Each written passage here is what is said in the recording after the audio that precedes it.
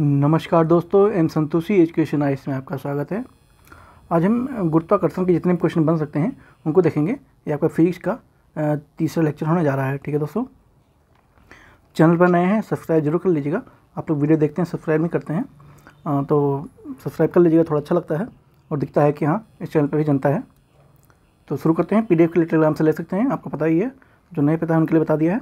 भू स्थित उपग्रह का क्रांतिक काल का या परिभ्रमण का समय कितना होता है? तो ये आपका लगभग 24 घंटे का होता है। ठीक है, 24 आवर का होता है।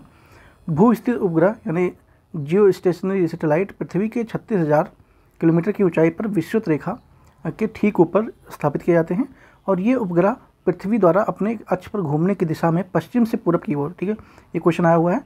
ठीक है, जो सैटेलाइट होते हैं वो किस रोटेशन में घूमते हैं? तो पश्चिम से पूरब की में गति करते हैं और 24 घंटे में पृथ्वी के चारों ओर एक चक्कर पूरा करते हैं। इसलिए ये पृथ्वी से पर्यवेक्षण या ऑब्जर्वर किए जाने वाले एक स्थान पर ही स्थिर प्रतीत होते हैं। वायुमंडल पृथ्वी से जुड़ा रहता है। क्यों जुड़ा रहता है? क्योंकि जो पृथ्वी का गुरुत्वाकर्षण कारण वायुमंडल जुड़ा रहता है पृथ्वी से, वायुमंडल से। वायुमंडल पृथ्वी के चारों ओर स्थित गैसों के विभिन्न स्तरों का समूह होता है और पृथ्वी के प्रबल गुरुत्व यानी ग्रेविटी के कारण गैसों के समानांतर पृथ्वी से जुड़े रहते हैं। गुरुत्वाकर्षण के कारण ही वायुमंडल में निचले स्तरों में घनत्व अधिक होता है, जो कि ऊपर की ओर जाने से कम हो जाता है। ठीक है, जैसे जैसे ऊपर जाएंगे वैसे वैसे ग्रेविटी कम होती जाएगी। गुरुत्वाकर्षण के नियम को किसने परिभाषित किया था? इंपॉर्टेंट क्वेश्चन है। ठीक है, इंपॉर्टेंट क्वेश्चन है। तो किसने किया था? न्यूटन ने किया था। गुरुत्वाकर्षण के नियम को किसने पहले परिभाषित किया? तो न्यूटन ने किया था। सर्वात्रिक गुरुत्वाकर्षण का नियम universal law of gravity England के वैज्ञानिक सर आइजैक न्यूटन द्वारा परिभाषित किया जाता है और इस नियम के अनुसार द्रव्यमान युक्त कोई भी दो पिंड एक दूसरे के पर एक आकर्षण बल लगाते हैं, जिससे गुरुत्वाकर्षण बल कहते हैं। यह बल पृथ्वी द्वारा किसी पिंड पर लगाया जा रहा है तो इसे गुरुत्व कहा गया और दो पिंडों के मध्य लगने वाला जो गुरुत्वाकर्षण बल है उनके द्रव्यमानों का समानुपाती और उनके मध्य की दूरी के व्युत्क्रमणानुपाती यानी इनवर्सिबल प्रोपोर्शनल होता है ये। ठीक है, अंतरिक्ष यात्री द्वारा अंतरिक्ष यान से बाहर कोई वस्तु गिरने पर वह वस्तु कैसी होती है? तो वह अंतरिक्ष यान की गति के अनुसरण करेगी। जब कोई वस्तु अंतरिक्ष यान के भीतर होती है तो वह अंतरिक्ष यान की गति ग्रहण कर लेती है। इसलिए जब वस्तु यान के बाहर गिराई जाती है तो वह यान की गति से ही गति करने लगता है। ठीक है, जब अंतरिक्ष कोई वस्तु अंतरिक्ष के अंदर हो तो अंतरिक्ष जो उसका गति है यान का उसी के साथ धारण कर लेती है और अगर बाहर गिराते हैं तो वो यान की गति पर ही करने लगती है। पृथ्वी पर गुरुत्वाकर्षण क्षेत्र की तीव्रता कहाँ अधिकतम होती है? तो ये आपको जानते होंगे, ध्रुव पे सबसे ज़्यादा होती है। ठीक है, ध्रुव पे सबसे ज़्यादा होती है। गुरुत्वाकर्षण क्षेत्र किसी पिंड के केंद्र से दूरी के व्युत्क्रमानुपाती होता है और पिंड के केंद्र के समीप जाने वाले गुरुत्वाकर्षण क्षेत्र प्रबल हो जाता है। साथ में केंद्र से दूर जाने पर गुरुत्वाकर्षण क्षेत्र कम हो जाता है यानी क्षीण हो जाता है और ध्रुवों पर पृथ्वी गोलाकार न होकर चपटी होती है। ठीक है, चपटी होती है, इसलिए यह क्षेत्र पृथ्वी के केंद्र के अधिक समीप होता है। यही कारण है कि ध्रुवों पर गुरुत्वाकर्षण क्षेत्र सर्वाधिक बल एवं विषुवत रेखा पर सर्वाधिक दुर्बल होता है। ठीक है, इसी कारण से गुरुत्वाकर्षण जो बल होता है वो सर्वाधिक कहाँ होता है? विषुवत रेखा पर, ध्रुव पर होता है। ठीक है, सर्वाधिक ध्रुव पर होता है और विषुवत रेखा पर सर्वाधिक कम होता है। पृथ्वी की गुरुत्वाकर्षण त्वरण से संबंधित असत्य कथन कौन सा है? तो यदि पृथ्वी की घूर्णन गति में वृद्धि हो जाए तो इसका गुरुत्वाकर्षण त्वरण मान अधिक हो जाएगा। तो यही इसका आपका गलत है, यह आंसर है। पृथ्वी की गुरुत्वाकर्षण के कारण नीचे गिरती हुई वस्तु के वेग को 1 सेकंड जितनी वृद्धि होती है वह गुरुत्वीय त्वरण कहलाती है। इसे जी से प्रतिपादित करते हैं। पृथ्वी की त्रिज्या केंद्र की सतह की दूरी के कम होने पर गुरुत्वाकर्षण त्वरण बढ़ता है और जबकि पृथ्वी घूर्णन की गति बढ़ने पर गुरुत्वाकर्षण त्वरण का मान कम हो जाता है। ठीक है, यहाँ पे अधिक बताया गया है इसलिए ये आपका गलत है।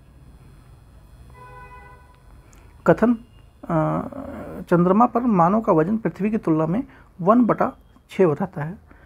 ठीक है, और कारण क्या है? चंद्रमा पर पृथ्वी की सतह का गुरुत्वाकर्षण नहीं होता है। ठीक है, तो इसका आंसर क्या है? कथन ए सही है, परंतु कथन कारण इसका गलत है। क्यों गलत है देखते हैं। चांद के गुरुत्वाकर्षण त्वरण का मान पृथ्वी के मान का 1/6वां भाग होता है।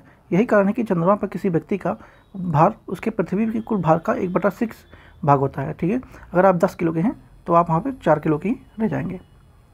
अर्थात चंद्रमा पर आपको पृथ्वी की तुलना में 6 गुना भारहीन महसूस होता है। भारहीनता क्या होती है? तो ये आपका गुरुत्वाकर्षण की शून्य स्थिति को भारहीनता कहते हैं। भारहीनता यानी वेट लॉसनेस की अवस्था वह है जब पृथ्वी का गुरुत्वाकर्षण बल ऊपर की लगने वाली बल के संतुलन में हो जाए। हम जानते हैं कि जो पिंड है उसका V = mg होता है। यदि ऊपर की तरफ प्रक्षेपित वस्तु का तुरंत गुरुत्वाकर्षण में संतुलित कर दें तो यह इसका मान क्या हो जाएगा? ये आप फॉर्मूला देख रहे हैं, V का मान m ब्रैकेट में g1 + g2 ब्रैकेट में हो जाएगा। ठीक है, चंद्रमा पर वायुमंडल नहीं होने का क्या कारण है?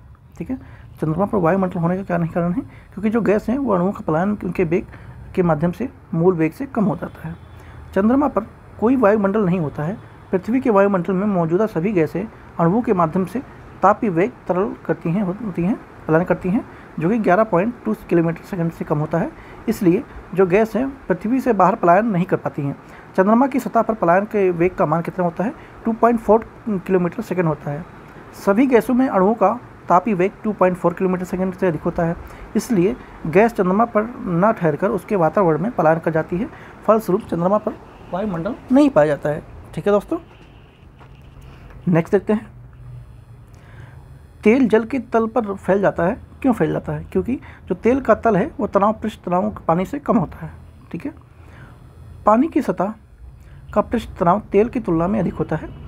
यही कारण है कि जो तेल है की जगह सतह पर फैल जाता है, ऊपर तैरने लगता है। आपने देखा होगा कई बार समुद्र में कंटेनर गिर गए हैं तेल के, तो वो तेल ऊपर आपको दिखा होगा, न्यूज़ में भी सुनते रहते होंगे। निम्नलिखित में से किसने न्यूटन से पूर्व ही बता दिया था कि सभी वस्तुएं पृथ्वी की ओर गुरुत्वाकर्षण होती हैं? तो किसने बताया था? ब्रह्मगुप्त ने बता दिया था। इंपॉर्टेंट है। ब्रह्मगुप्त प्राचीन गणितज्ञ और खगोल शास्त्री थे जिन्होंने गणित और खगोल शास्त्र पर अनेक पुस्तकें लिखी थी, जैसे ब्रह्मस्फुट के सिद्धांत उनकी महत्वपूर्ण रचनाओं में से हैं। उन्होंने सबसे पहले क्या बताया था कि सभी वस्तुएं पृथ्वी की ओर आकर्षित गुरुत्वाकर्षण होती हैं। ठीक है, तो न्यूटन से किसने पहले बताया था? ब्रह्मगुप्त ने बताया था। इम्पोर्टेंट है। पृथ्वी के किस बिंदु पर गुरुत्वाकर्षण नहीं होता है? अब ये हमने ऊपर देखा ही है कि जो पृथ्वी का केंद्र होता है वहाँ पर गुरुत्वाकर्षण बल कम होता है या ना के बराबर होता है। पृथ्वी के केंद्र के गुरुत्वाकर्षण का मान 0 होता है, क्योंकि पृथ्वी की जो केंद्र की स्थिति है वस्तु पर पृथ्वी के द्वारा कोई भी बल उस वस्तु को आकर्षित नहीं करता है या आरोपित नहीं करता है, अतः पृथ्वी के केंद्र पर गुरुत्वाकर्षण बल नहीं होता है। ठीक है, इंपॉर्टेंट क्वेश्चन यही सारे हैं, ध्यान रखेंगे। तो आपकी यहाँ पे क्लास ये समाप्त होती है। 12 क्वेश्चन थे। ठीक है, इंपॉर्टेंट क्वेश्चन थे सबके सब। चैनल पर नए हैं सब्सक्राइब जरूर कर लीजिएगा और कमेंट में अपना एक प्यारा सा सुझाव देना बिल्कुल ना भूलें। Thank you so much.